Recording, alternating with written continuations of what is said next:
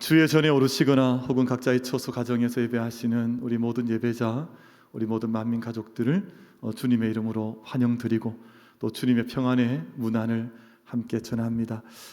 우리는 믿음의 인생을 걸어가고 있는데요, 여러분, 작은 경기 하나 참여하면서도 그 경기에 패하기를 원하는 사람이 없는 것처럼 그것이 합당한 이치 아니겠어요? 우리 믿음의 사람들도 이 땅에 믿음의 인생길 걸어가면서 승리하는 것이 우리 아주 궁극적인 우리의 삶의 방향인데요, 이 시간 서로 잠시 축복했으면 좋겠습니다. 옆에 계신 분이 어떤 분이 앉으셨든지 함께 기쁨으로 좀 축복하시기를 바라는데, 이렇게 축복하겠습니다. 믿음의 승리자가 되시기를 축복합니다. 우리 그렇게 인사하겠습니다. 믿음의 승리자가 되시기를 축복합니다.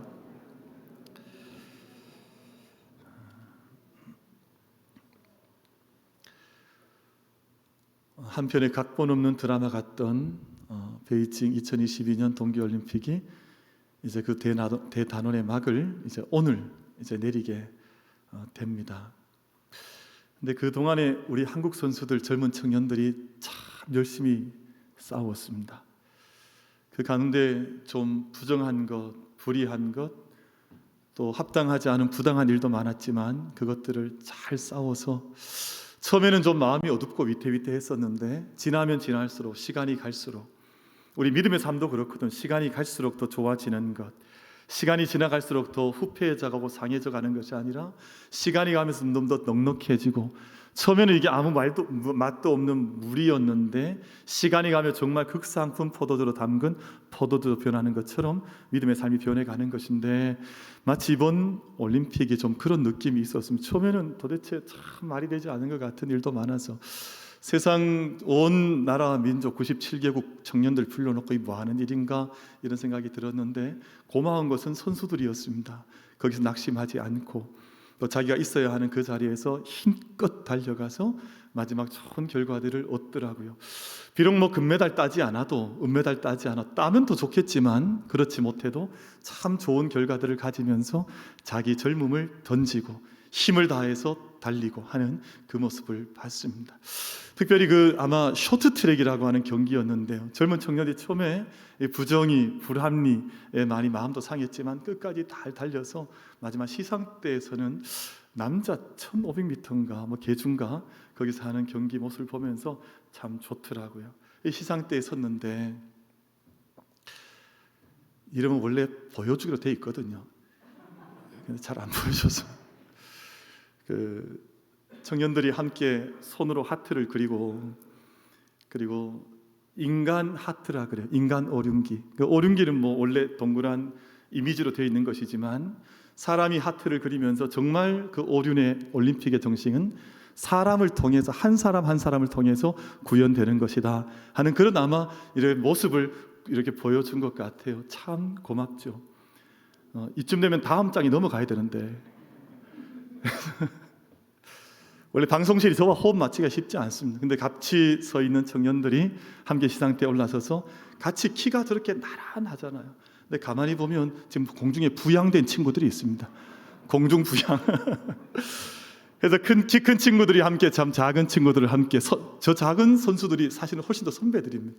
뭐 꽉 잡아 가균기 같은 선수도 있고, 그래서 선수들이 함께 어깨 동무를 하고 시상대에 서서 뭐 조금 앞서 나가든 조금 뒤에 쳐져가든 키가 크든 키가 적든 관계없이 함께 시상대에 서서 저 자랑스러운 참 가슴 벅찬 시간을 맞이하면서 참 잘했다, 참 좋다 하는 생각이 들었습니다.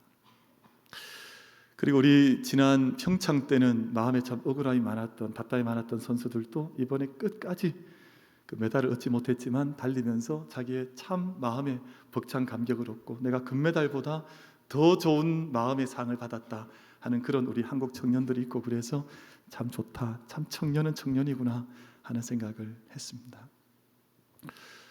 그런데 이번 올림픽을 지나면서 우리가 간과할 수 없는 것 한 가지가 있는데, 도핑 사건이 이 올림픽을 얼룩지게 했습니다.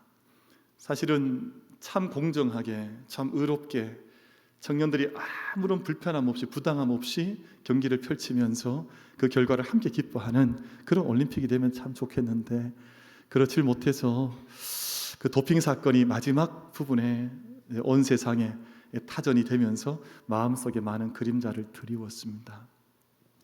지금 러시아는요, 지금 우크라이나 사태 때문에 온 세계에 전쟁의 소문을 주는 그런 자리에 서서 모든 사람의 마음을 좀 불안케 하고 있는데, 제 동역자, 제 친구 선교사님도 우크라이나 사역 선교사님이 계신데 지금 곁에 있는 나라 불가리아로 급하게 피난을 가서 지금 모든 삶의 터전 다 이제 뒤에 든 채 지금 도망자 신세, 피난민의 신세가 되어져 있습니다. 그래서 매일같이 기도 제목을 이렇게 보내오고 있어서 함께 기도하고 있는 중인데, 그 러시아가 지금 여러분 이번 올림픽에서 보셔서 아시겠습니다만 ROC라는 이름으로 선수들이 출전을 했습니다.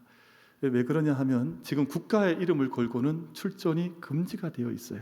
그러니까 러시아는 공식적으로는 출전할 수 없는 나라가 되어져 있고, 그리고 대신에 이 선수들은 출전의 길을 막을 수 없으니까 러시아 올림픽 위원회 ROC라고 하는 이름으로 출전을 해서 경기를 치르고 있습니다. 그 이유가 왜 그러냐 하면 도핑 문제 때문에 그렇습니다. 2011년부터 2014년까지 당시에 소치 올림픽 전후였었는데요, 그때 러시아라고 하는 나라가 국가에서 정책적으로 당시 동계, 하계 선수 구분할 것 없이 1000여 명 선수에게 약물을 복용시켰습니다. 참 이루어질 수 없는, 참 상상할 수 없는, 생각할 수 없는 불의가 벌어진 거예요. 지금 청년들에게 1000명이 넘는 선수들에게 약물을 먹여서 내가 불법을 해도 좋고 불의를 해도 좋고 세상을 속여도 좋으니까 승리만 해라, 그 청년들을 거기 경기장에 내모는 거예요. 당신의 47명의 선수들이 도핑 테스트에서 양성 반응이 나와서 선수 경기에서도 박탈을 당하고 징계를 받았습니다. 조사된 연구 보고서에 따르면 더 많은 선수들이 사실은 도핑을 했는데 걸리지 않은 선수들도 더 많을 것이라 하는 이런 이야기가 나오고 있습니다. 그렇게 해서 선수들이요, 시상을 받을 때에도 자기 국가가 울려 퍼지지 않는 거예요. 부끄러운 금메달 된 거예요. 자기 나라 태극기를 들 수가 없는 거예요. 그래서 러시아 올림픽 문양이 새겨진 태극기를, 그 깃발을 흔들면서 그걸 기뻐하는 것이거든요. 그러니까 참 부끄러운 일인데, 문제는 그런 일이 있었음에도 불구하고 또 도핑 사건이 또 터진 거예요. 그러니까 아무리 금메달도 좋고 은메달 좋고 동메달 좋은데 이 모든 일을 행하며 나가면서 도대체 어떤 정신으로, 어떤 마음으로 이 경기에 임하느냐 하는 것이 더 중요할 것 아니에요. 그런데 지금 피겨라고 하는 종목에서 금과 은을 러시아가 가져갔습니다. 근데 러시아 금메달 가져갔지만 러시아 선수 금메달 딴 그 어느 10대 선수가 뭐라 그랬냐 하면, 이 기쁨의 메달이자 금메달이 얼마나 벅찬 거예요. 이게 어떻게 딸 수 있는 거예요. 근데 그 금메달 따고 하는 말이 허무하다 그랬습니다. 기쁘지 않다 그랬습니다. 그리고 은메달을 선수가 딴, 은메달 딴 선수는 시상식에 나가라 그랬더니 시상식에 나가지 않겠다 그랬습니다. 왜냐하면 나는 같이 보니까 나는 다 괜찮은데 저 선수는 뭐 어떤 일이 있는지 모르지만 왜 제가 금메달 따냐, 나는 은메달, 그러고 나는 시상식에 나가지 않겠다 그러고 울고 불고 난리가 났습니다.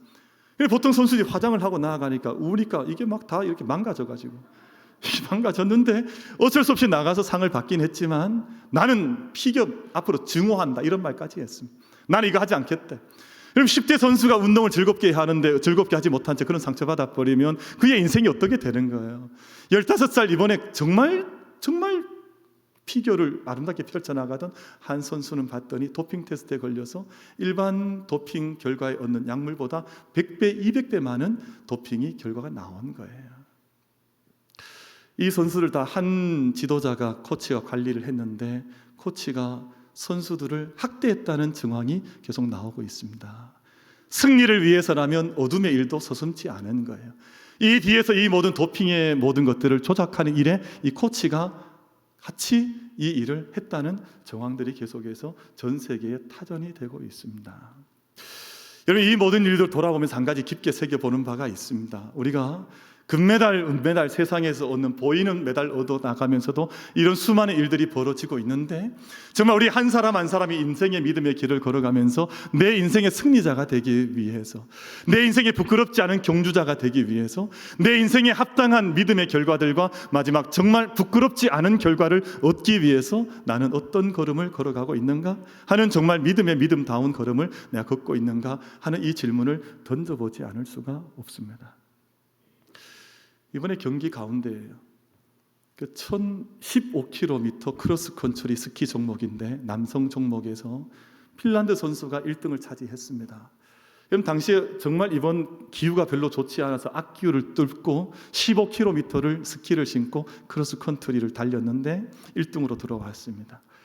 근데 들어온 이후에 그 당시 온도가 대단히 낮아서 추운 강추위가 이 경기장을 휩쓸고 있는데 영하 8도까지 떨어지면서 사실은 쉽지 않은 상황인데, 이 핀란드 1등한 선수가, 금메달 딴 선수가 그 다음 선수들을 기다렸습니다. 2등 선수가 들어오면 반겨주고, 그 결승선에서 3등 선수가 들어와도 또 반겨주고, 근데 그 추위 안에서 20분을 추위에 떨면서 기다리다가 마지막 저기 남미에서 출전한 콜롬비아 선수가 들어오는데 그 선수를 격하게 포옹해주고 안아주면서, 이런 콜롬비아는 눈이 없는 나라입니다. 그러니까 지금 핀란드처럼 종목이 뭐 자기에게 적합한 종목이 아니라 눈 없는 국가에서 태어나서 그래도 이걸 훈련해서 참석했으니까 마지막 꼴등을 했는데요, 같이 격려해주고 포옹해주고 감격의 시간을 가졌습니다. 이런 모든 모습들 보면서 정말 우리가 인생을 사는데 무엇이 금메달감일까? 여러분, 막 속이고 부정을 저지르고 편파 판정을 하고 해서 금메달을 어른들 수치스러운가? 국기도 잃어버리고 국가도 들려주지 못하는 그런 자리에 청년들 세워서 뭘 하겠어요? 대신에 아무리 내가 당장 뭐 금빛, 은빛이 없다 할지라도 내 인생의 삶에 있어서 정직하게, 의롭게, 진지하게, 진실되게 진리 가운데 믿음의 길을 걸어가면서 내가 비록 그 메달권 안에 들지 않아도 내 삶의 감격 어린 벅찬 결과를 가지고, 내가 비록 저 시상대는 저기 아니라도 내 마음의 시상대가 내 마음속에 이루어진다면 나는 내 인생의 승리자로 살아갈 수 있는 것이 아닌가 하는 생각을 돌아보면서 오늘 말씀을 통해서 나는 어떤 경주자가 되어 있는가 하는 말씀을 함께 새겨보고자 합니다.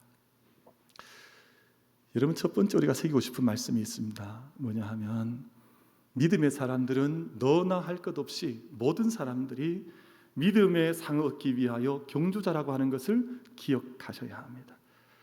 믿음의 삶을 사는데 이번 올림픽에 출전하는 우리 전 세계 97개국입니까? 몇 개국에서 올라온 선수들이 마지막 상을 얻기 위해서 온 전력을, 전심을 다하는 것처럼 믿음의 사람들의 바른 믿음의 자세는 믿음의 상을 얻기 위하여서 내가 나아선 경주자라고 하는 것을 잊지 말아야 해요. 여기서 오늘 11장 9절 말씀, 11장 6절 말씀 가운데에서 이렇게 말씀을 들려주시지 않습니까? 믿음이 없이는 하나님을 기쁘시게 하지 못하나니 하나님께 나아가는 자는 반드시 그가 계신 것과 하나님 계신 것을 믿으라는 것이에요. 하나님 계신 것을, 우리가 하나님을 찾는 사람이 되라는 것입니다. 세상 메달만 얻기 위해서 세상 속에 빠져있는 인생이 아니라 하나님이 반드시 계신 것과, 하나님 계시지 않으시면 어떻게 창조 세계가 있겠습니까? 어떻게 생명이 있겠습니까? 어떻게 이 땅에 구원이 있겠습니까? 사랑이 있겠습니까? 진리가 있겠습니까? 근데 이 모든 것들을 만드신 하나님 계신 걸 반드시 믿을 뿐만 아니라 또한 그가 자기를 찾는 자들에게 상 주시는 이심을 믿어야 할지니라. 그래서 하나님께서 우리 가운데 생명의 상도 주시고, 우리 가운데 참된 축복의 상도 주시고, 우리 가운데 영광과 능력의 상도 주시면서 이 땅의 삶을 경주하게 하시되, 마침내 마지막 시상대가 있다고 하는 그곳까지 하나님께 나를 인도하시고 계시다고 하는 것을 믿는 믿음의 삶을 사는 것, 이것이 믿음의 사람들의 중요한 첫 번째 주제가 된다는 것이에요. 연말쯤이 되면 참 많은 시상식이 펼쳐집니다. 참 부럽더라고요. 왜냐하면 저기 뭐 SBS, KBS, MBC 다 방송 연예 대상 해서 참석하는데 보면 막 드레스를 어마어마하게, 그날 막 드레스를 갖춰 입고 막 턱시도를 입고, 그리고 화려한 불빛 가운데 시상식이 펼쳐지는데, 이야 멋있다, 이런 생각이 들더라고요. 아마 거기에 참여한 모든 후보자들이 내가 오늘 저 위에 올라갈 수 있을까? 내가 저 자리에서 내가 어떤 상을 받을까? 조마조마한 마음으로 다 참여했다가 자기 이름이 불려지면, 호명이 되면 정말 격한 반응과 함께 뛰어 올라가서 상을 받고 거기에 대한 이야기, 이제 그 수상 소감을 발표하는 모습을 보면서 참 멋있다 하는 생각할 때가 있습니다. 여러분, 근데 그 방송국만 그런 것이 아니라 세상의 모든 분야는 다 시상이 있습니다. 상을 줍니다.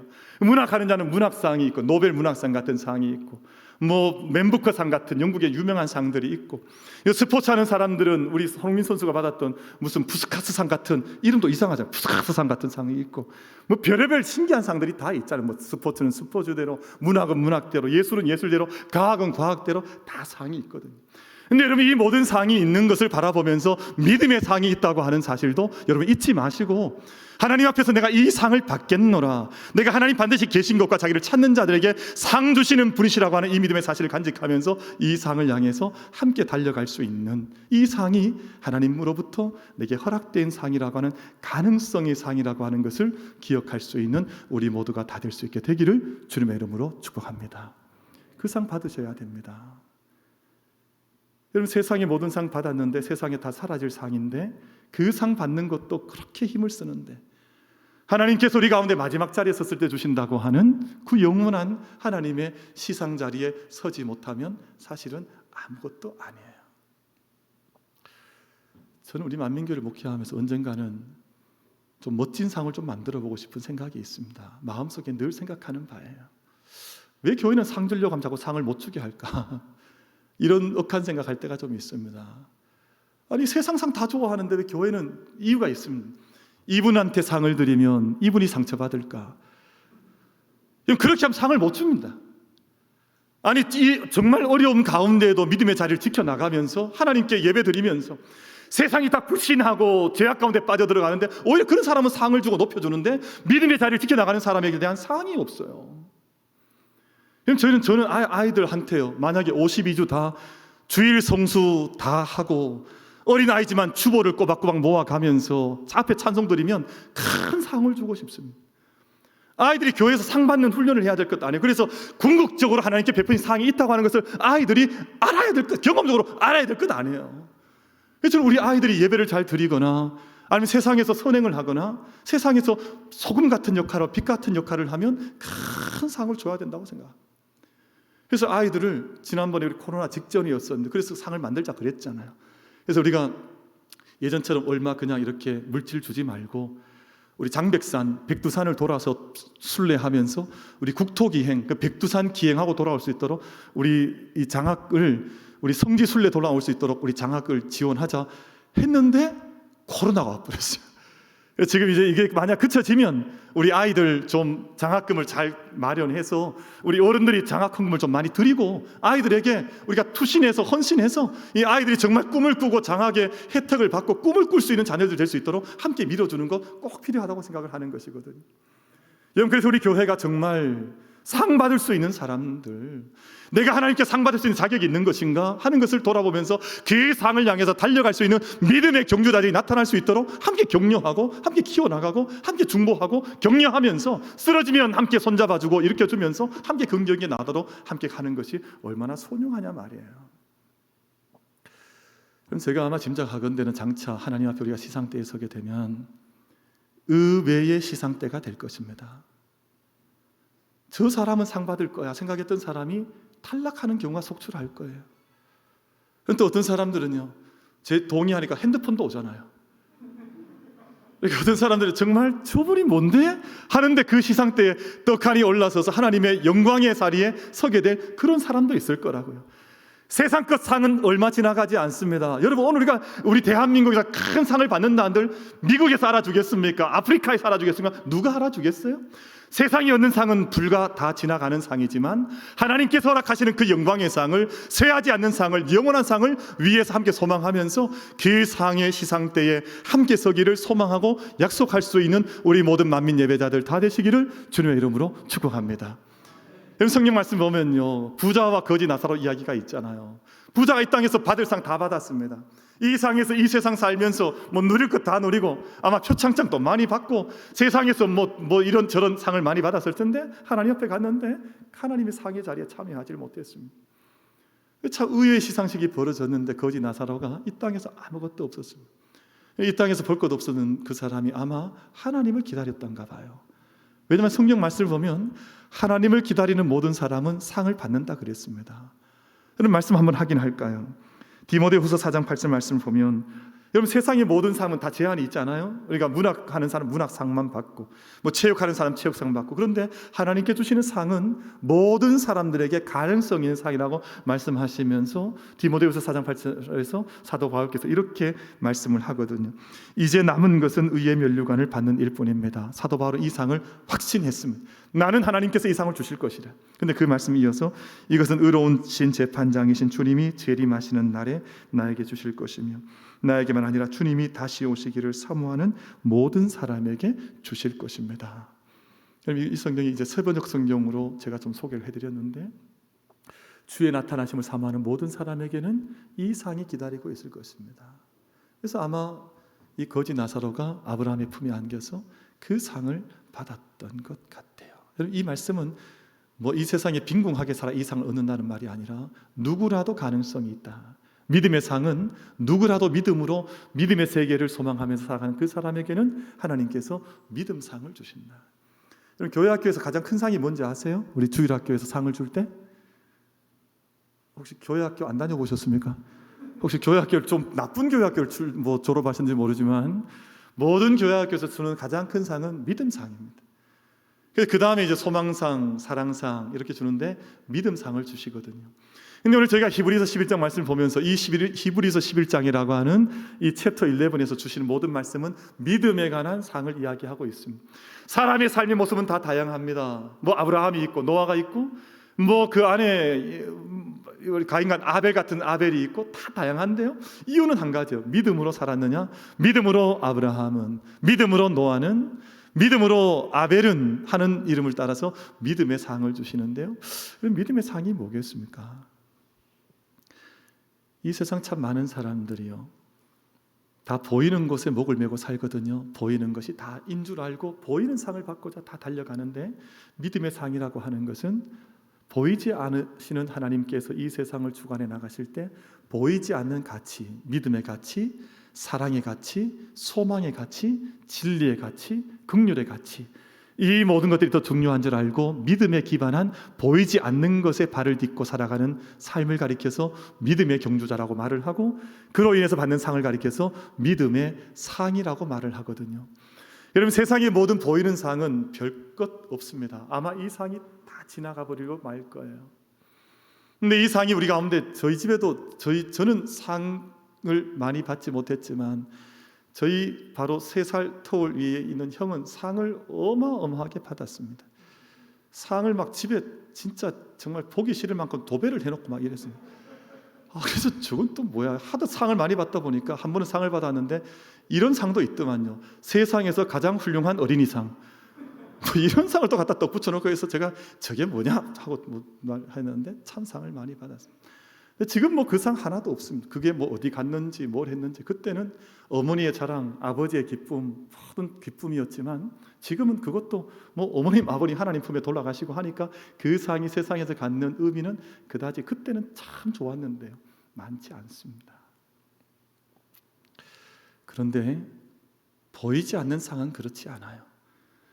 지난 평창 때 고통받았던 한 청년이 이번에 이제 매스 스케이팅에 참여를 해서 여자 선수인데 마지막 자기 안에 큰 상을 받았다고 많은 사람들이 그 여청년에게 좀 미안하다 사과도 하고 그런 모습을 보이던데, 스스로에게 상을, 기쁜 상을 주더라고요.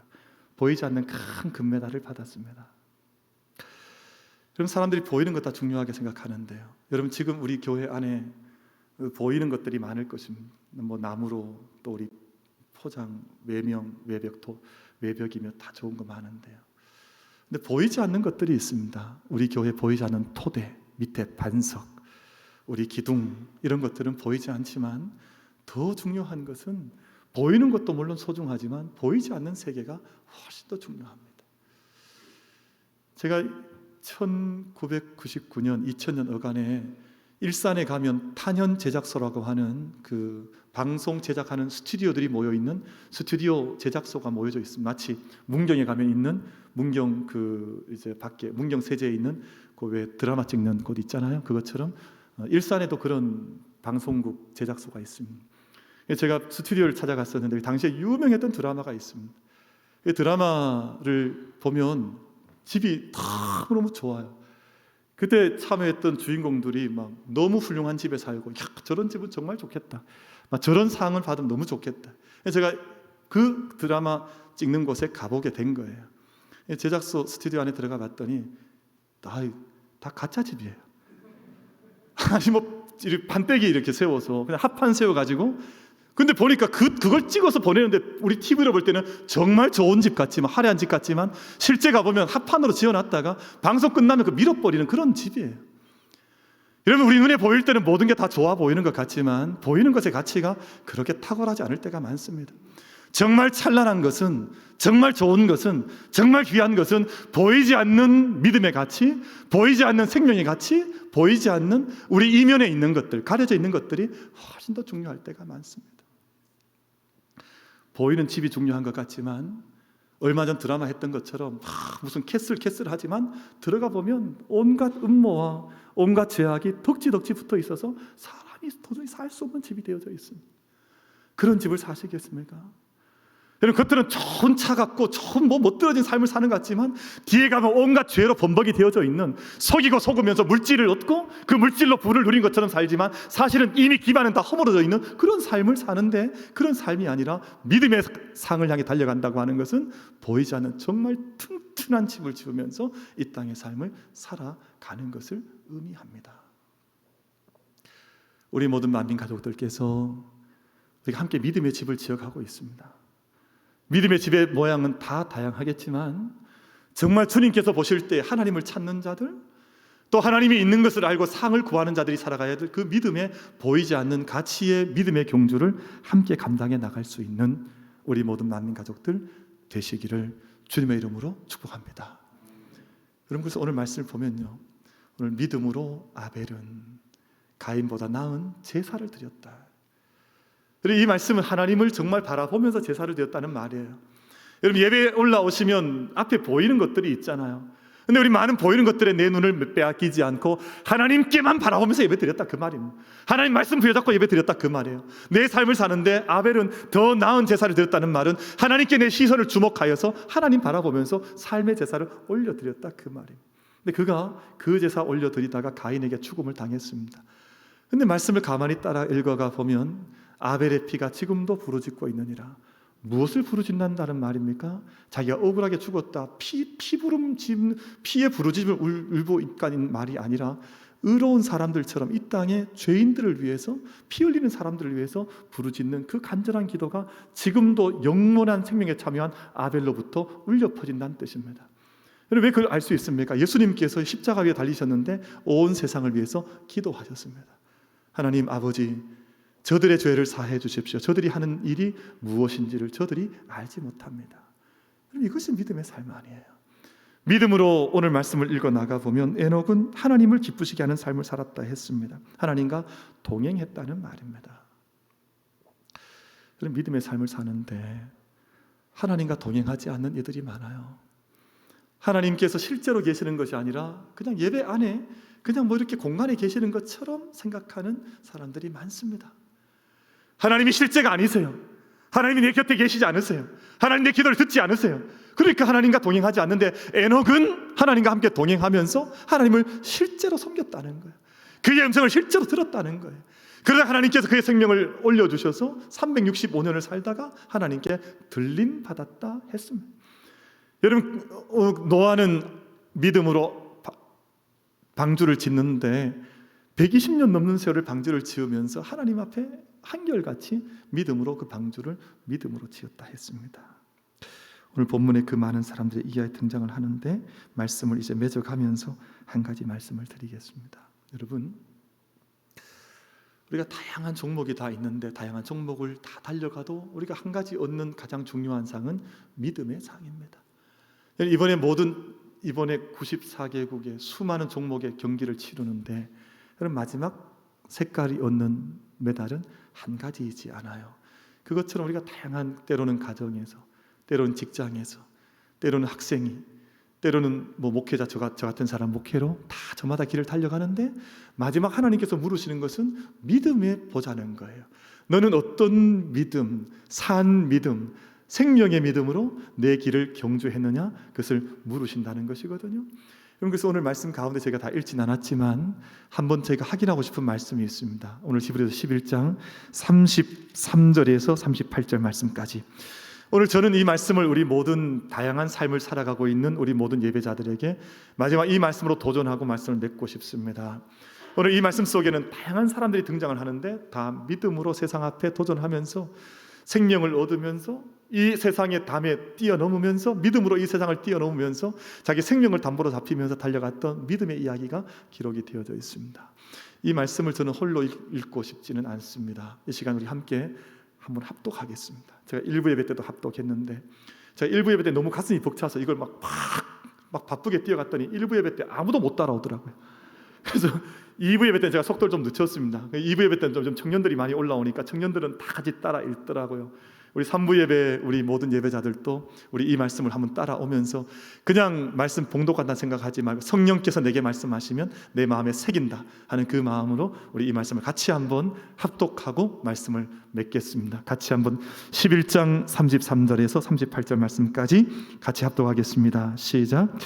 그들은 믿음으로 나라들을 이기기도 하며 의를 행하기도 하며 약속을 받기도 하며 사자들의 입을 막기도 하며 불의 세력을 멸하기도 하며 칼날을 피하기도 하며 연약한 가운데에서 강하게 되기도 하며 전쟁에 용감하게 되어 이방 사람들의 진을 물리치기도 하며 여자들은 자기의 죽은 자들을 부활로 받아들이기도 하며 또 어떤 이들은 더 좋은 부활을 얻고자 하여 심한 고문을 받되 구차히 풀려나기를 원하지 아니하였으며 또 어떤 이들은 조롱과 채찍질 뿐 아니라 결박과 옥에 갇히는 시련도 받았으며 돌로 치는 것과 톱으로 켜는 것과 시험과 칼로 죽임을 당하고 양과 염소의 가죽을 입고 유리하여 궁핍과 환난과 학대를 받았으니 이런 사람은 세상이 감당하지 못하느니라. 그들이 광야와 산과 동굴과 토굴에 유리하였느니라. 아멘. 여러분 이 말씀 보시면 세상이 감당치 못했다 그랬습니다. 이런 사람들은 어떤 형편에 있든 여러분 이것은 굳이 어려움에 처해야만 믿음의 삶을 산다는 것이 아니라 어떤 형편에 처하든 믿음의 삶을 사는데 이런 사람을 세상이 감당치 못하더라. 여러분 만약에 믿음의 경주를 하지 못하게 되면 믿음의 사람이 세상을 감당하지 못해요. 세상 앞에 주저앉아버리고 세상 앞에 낭망해버리고 무슨 일을 해야 될지 알지 못하고 그저 쓰러지는 삶을 살 수밖에 없습니다. 그런데 오늘 이런 믿음으로 달려갔던 모든 사람들을 세상이 감당하지 못하더라. 여러분 저희가 이 세상 가운데 도핑하고 불의를 범하고 악을 행하고 이렇게 해서 금메달 다 빼앗겨버리는 이런 사람들이 아니라 정말 세상이 감당치 못하는 믿음으로 함께 경주하여서 하나님께서 우리 가운데 허락하신 그 시상대에 함께 설 수 있는 우리 모든 만민의 예배자들, 우리 모든 만민 가족들, 믿음의 상을 얻는 우리 만민 가족 예배자들 다 되시기를 주님의 이름으로 축복합니다. 기도하겠습니다.